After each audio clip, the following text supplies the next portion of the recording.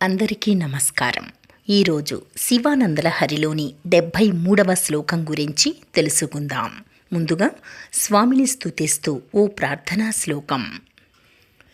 కేయూరాణి భూషయంతి పురుషం హారాన చంద్రోజ్వలా న స్నానం న విలేపనం న కుసుమం నాలంకృతామూర్ధజాః వాణ్యేకాసమలంకరోతి పురుషం యా సంస్కృతా ధార్యతే క్షీయంతే ఖలు భూషణాని సతతం వాగ్భూషణం భూషణం.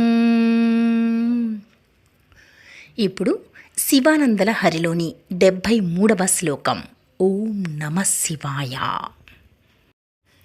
భూదారతాముదవహద్యఢపేక్షయా శ్రీభూదార ఏవ కిమతః సుమతే లభస్వ కేదారమాకలితముక్తిమహౌషధీనాం పాదారవిందభజనం పరమేశ్వరస్య.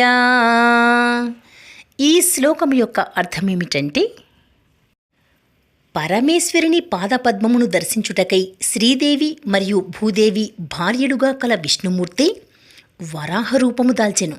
కనుక ఓ బుద్ధిమంతుడా, ముక్తి అనే ఓషధులు పండు పొలము వంటిదైన పరమేశ్వరుని పాదపద్మమును సేవించుము.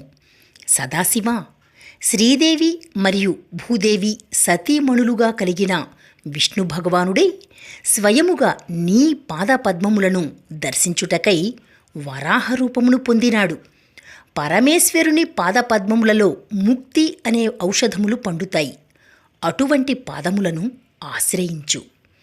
రేపు 74వ శ్లోకం గురించి తెలుసుకుందాం. ఓం నమః శివాయ.